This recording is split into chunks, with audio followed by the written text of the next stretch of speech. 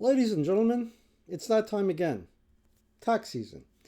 So you must be wondering what do you need to do to get ready to do your tax return. And what inspired me to do this video was listening to the radio, and they're inviting a lot of guests, and they're saying, well, we're financial advisors and here's what you got to do. And I wasn't quite happy with the answers that I was hearing. Now, I am not a financial advisor. I'm not a CPA.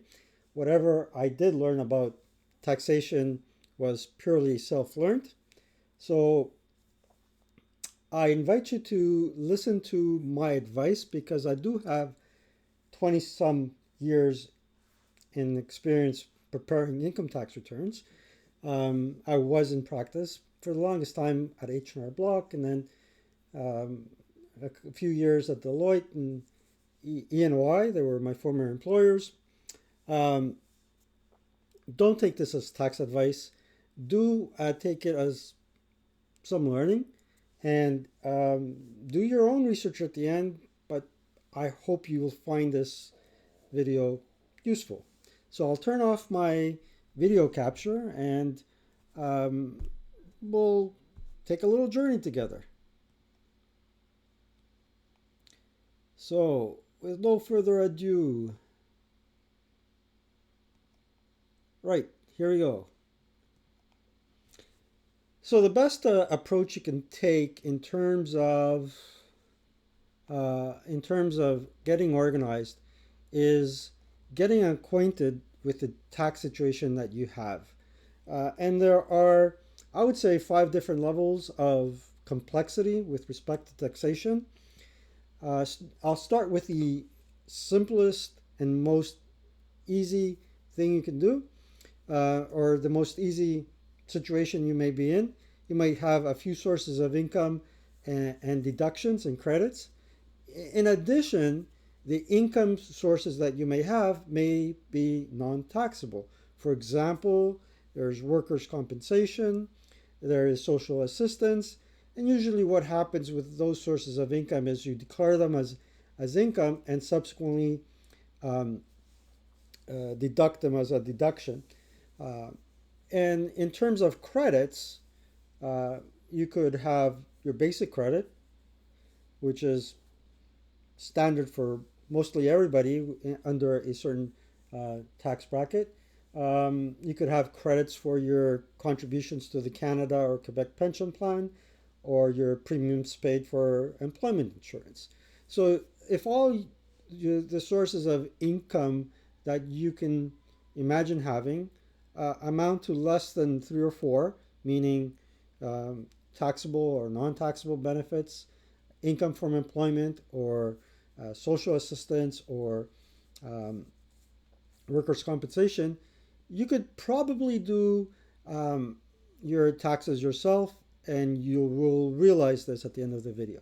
Now, another thing I'd like to say about income deductions and credits, they're ordered in the tax return in the federal tax return in such a way where income comes first, and they're numbered on the federal return. They're in the thousands, starting with 1,000 to 1,000,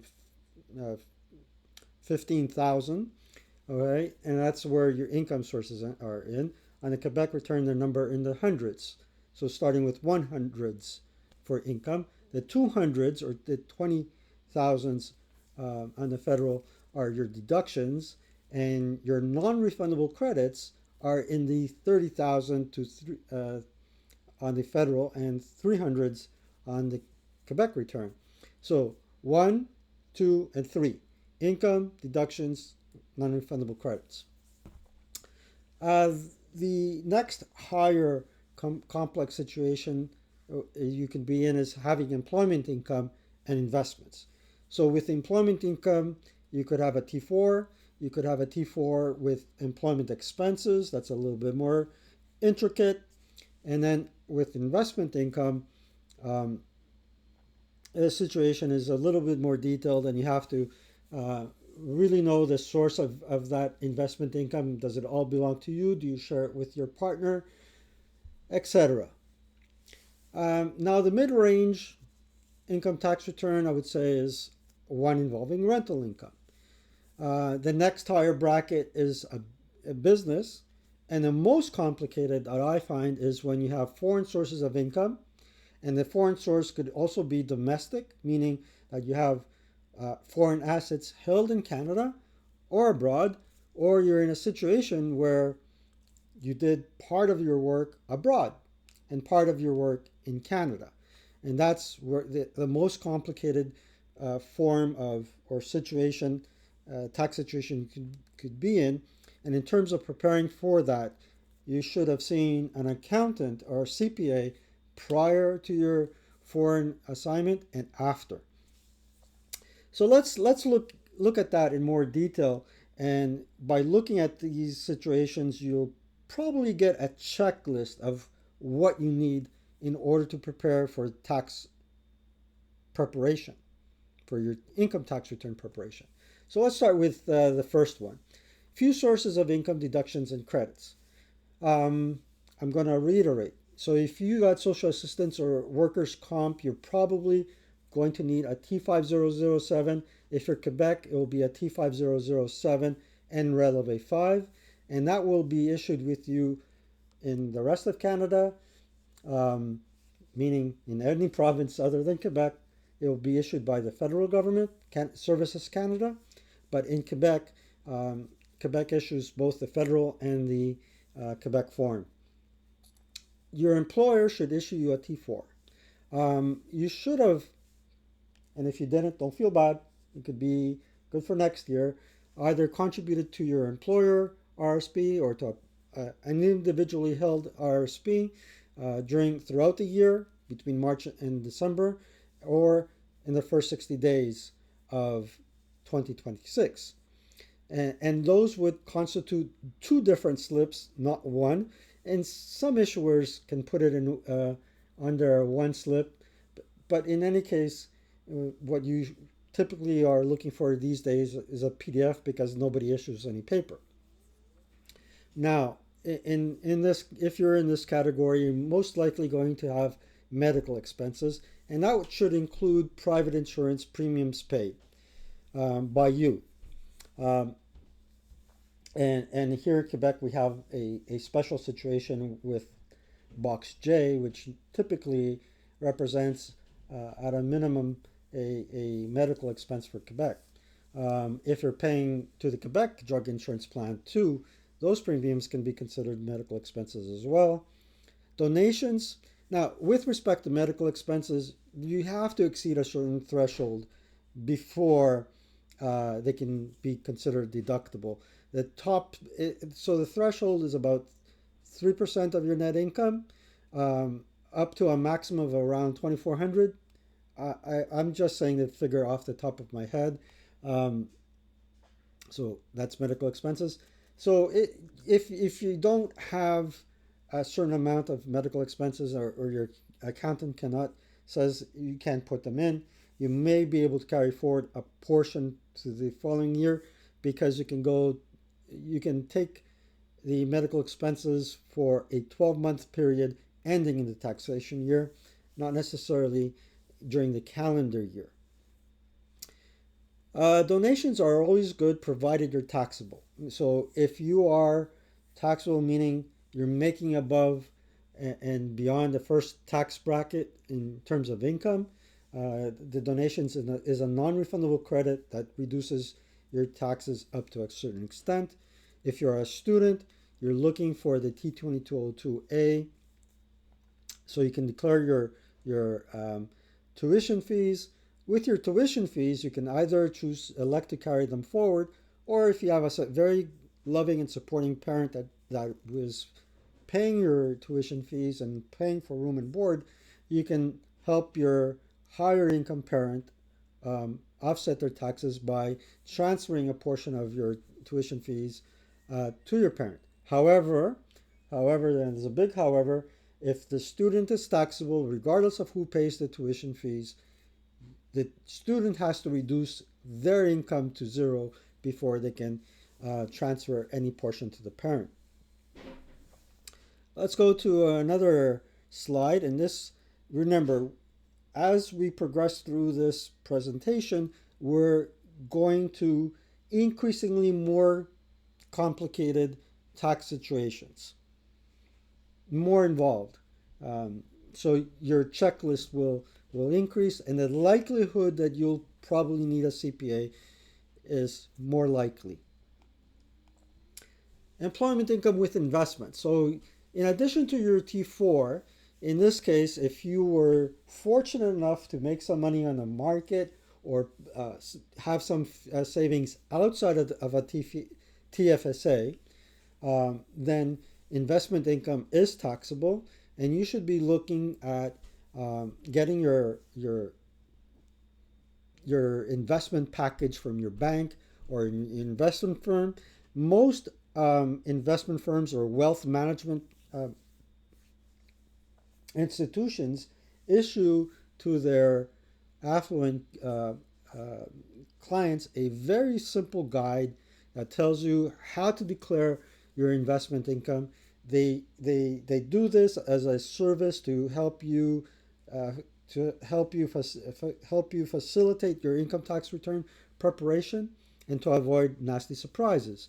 Your accountant may, if they're a reputable accountant, may follow up with them um, if they have a power of attorney, or you can do it on his behalf. I recommend that you do it on his or her behalf, um, and get that information from him, and be very mindful of who you give a power of attorney to. So, most investment firms provide investment tax guides on how to report your income, and what you'll be looking for are T3s, T5s, T5013s, and in addition to that, you should be looking at the annual investment summaries. The annual investment summaries give a wealth of information to the accountant. They tell you when these dividends were earned. So if the dividend is a foreign dividend, they can look at the date, backtrack the foreign exchange so they can more correctly report whatever foreign income you have into Canadian dollars. And they can also see if they need the cost of the shares or do an average cost depending on how the income was earned, when it was earned, and how frequently it was earned. So consult summaries in the year the investment was purchased. That will give you the cost of your investments. The adjusted cost base of your shares is solely your responsibility. The broker doesn't necessarily have to provide that to the CRA. So, keeping accurate records of when you bought your securities and how often you bought them, how often you sold them, and when you sold them with proof is important. So, sources of rental income. If you have sources of rental income, and what we're talking about, let's be clear about what we're talking about. These days, there is a differentiation. We're assuming rental units with long term leases and tenants that you're dealing with at arm's length. In other words, you don't have a blood relationship with the person that you're renting, they're not a close friend, and you are charging fair market value for the rent for that space. So if you are in that situation, that's a situation we're talking about. If you have an Airbnb or a bed and breakfast, there's different rules, and you need to be certain that you were in compliance by with municipal rules when you establish that Airbnb or even that bed and breakfast. A bed and breakfast is a business, depending on what services you provided during the Airbnb. It can be considered a business, or a short-term rental, which has a whole different slew of other implications. And to be on the right side of the law, I would say consult a CPA if you are in a situation with an Airbnb or a bed and breakfast. Now, it's in that case, you need to have a list of your expenses, your receipts, and if you want to do a little favor to your for your accountant, you can um, separate the receipts into two stacks. One for uh, receipts of things that you bought that improve the value of your building, and provided a value beyond a more current cost. In other words, the value and the of that good that you bought for that building appreciated the value of your your property for more than 1 year. Then you categorize that as capital expenses, which can be amortized, versus day-to-day maintenance. So day-to-day maintenance can be cleaning fluid, it could be the Drano, it could be brooms and mops that you bought that you had to use, and after 3 months you had to replace them again because you cleaned your property so diligently. It can be salt that you use to make sure your driveway and your path leading to your rental unit was clean of ice, that stuff. So you keep them. It's good to keep them in order, in chronological order, and into the different stacks. Keep monthly income and expense statements. It's good to have a journal and make sure that month by month you collect your rent. You note how much rent you collected from each tenant each month, and what were the expenses um, for each item that you spent, and whether that item benefit a portion for you and a portion for the tenant, or exclusively for the rental unit.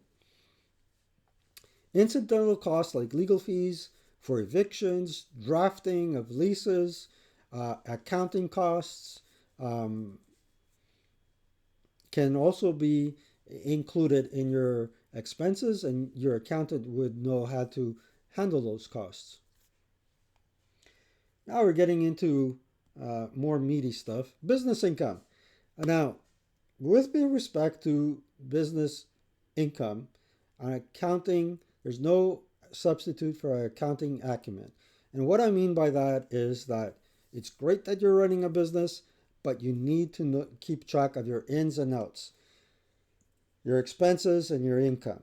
And if in this case you're not keeping at a very minimum a journal, you're in trouble. No shoebox can save you, only a miracle. Now, if you haven't done that, there are accountants that will take the time and put you on the right path. But once they put you on the right path, take their advice and resort to some form of accurate record keeping of your income and your expenses.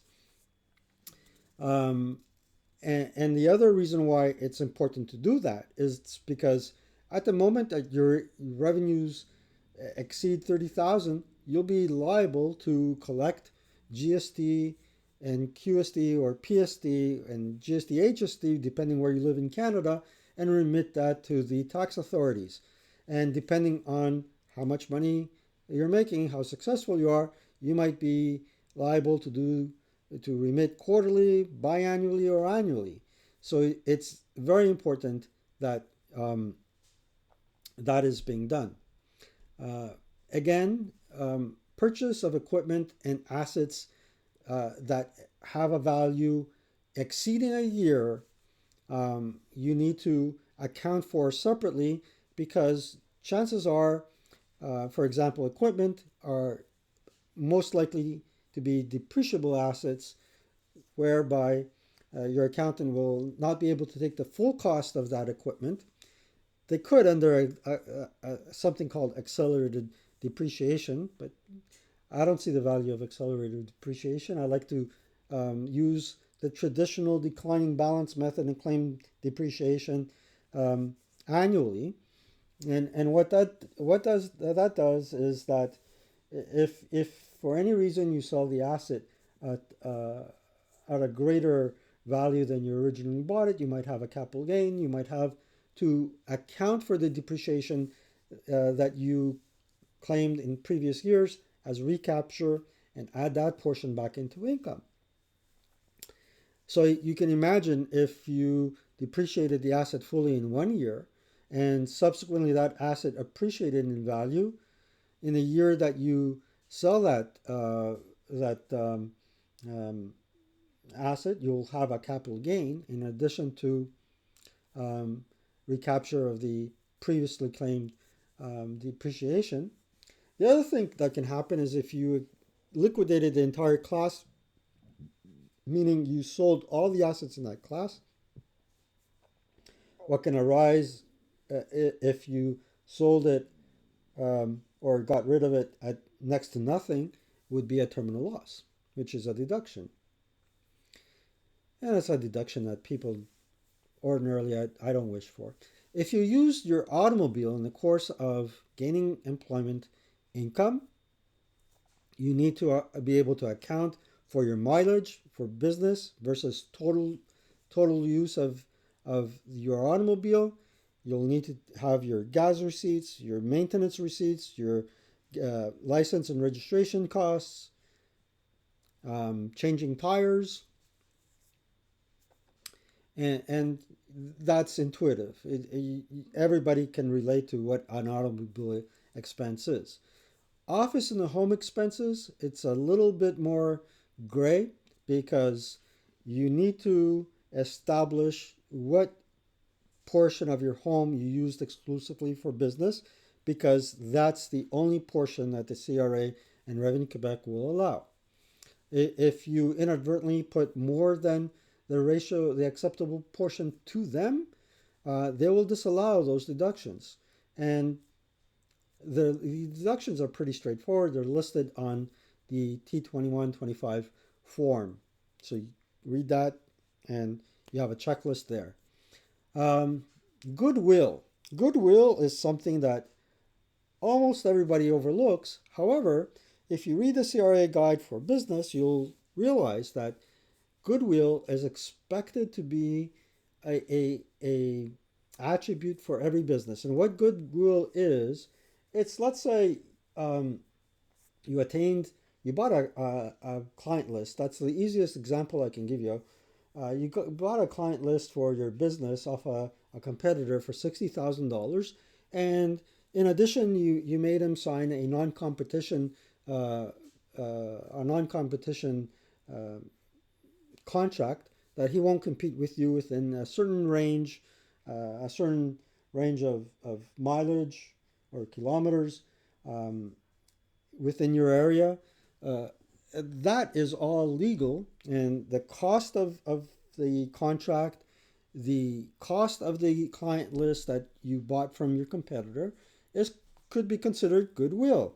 Now, if you're not sure what goodwill you have, because goodwill does not necessarily have to be a tangible value, it can be intangible, you should consult a CPA and a chartered business broker and evaluate it. They give you a written valuation, and then if that goodwill was acquired recently, that also is depreciable at 5% per year on a declining balance method. So that's your checklist for business income. Let's go on to the next item up for grabs. This is the last and most complicated situation could be in, and it's foreign income. Foreign income, it might be as simple as receiving a K2 for $5.65 USD. But a K2 as a US legal entity, even though the amount amounts to something insignificant, it can create a potential to have you file a 1040 NR return. So you got to be careful with foreign income. With foreign income, you also have the foreign credit. So if you were paying tax abroad on your investment income, there is a mechanism to ensure that you're not being double taxed in Canada called the foreign tax credit. So in this case, you got to be cognizant of that. The other thing that you need to be cognizant of is, let's say you're holding foreign funds to the cost of in excess of $100,000, $100,000 or more, you might have to declare that on a form called T1135. And that T1135 is due shortly after you incur that situation, not on April 30th. It can happen. Your liability to your your obligation to file a T1135 can happen at any time during the year. Um, so investment income, it might sound, well, who cares? I have a couple of dollars in U.S. funds. However, it could have greater implications. Be aware of that. The other thing that can happen is you're posted abroad by your Canadian employer, and the contract might be for 5 years. It could be for two. However, that too can have complicated consequences, and in that case, you'll need to be able to establish whether your destination country has a tax treaty, and you'll also need to establish, hopefully before you leave, that are you going to be a non-resident for the time of time that you're going to be abroad? Will you have social and economic ties to Canada? All that is important to establish. And that, ladies and gentlemen, is not something you could stuff in a shoebox. No matter what the financial planners on the radio might be telling you. And quite frankly, to give them a bit of grace, they don't have much time on the radio to give you the 26-minute spiel I just gave you. So be aware. And the other thing you need to be aware of is your exchange rates, because foreign income on the Canadian return has to be converted to Canadian dollars. And if it's in that respect, if it was a steady stream of income throughout the year that was periodic, you can simply use the average exchange rate between Canada and the foreign country, and those rates are published on the Bank of Canada website. However, if it was a lump sum that was received at a certain point in time, then you have to find the exchange rate on that date. And if you can't find them on the Bank of Canada website, there are other exchange rates that are exchange sites that are just as reputable and may be acceptable to the CRA. Last time I inquired about the CRA, they were encouraging people to use the Bank of Canada as a source of information. So, with that said, this concludes my presentation about how to get prepared to do your tax return. And in terms of what information you need to look out for and get your hands on it before you do your income tax return. Essentially, that's what I call doing your homework before you start a tax return and entering data in any tax software, or handing your valuable and confidential information to someone to prepare it on your behalf. So with that said, if you do have any questions, comment below. I greatly appreciate your feedback. Do tell a couple of people about the site. I don't post videos often, and not as often as I used to in the past, but I love tax, and I love instructing, giving instructional videos. So, hey, I hope it helped you, and hope to see you soon. Take care.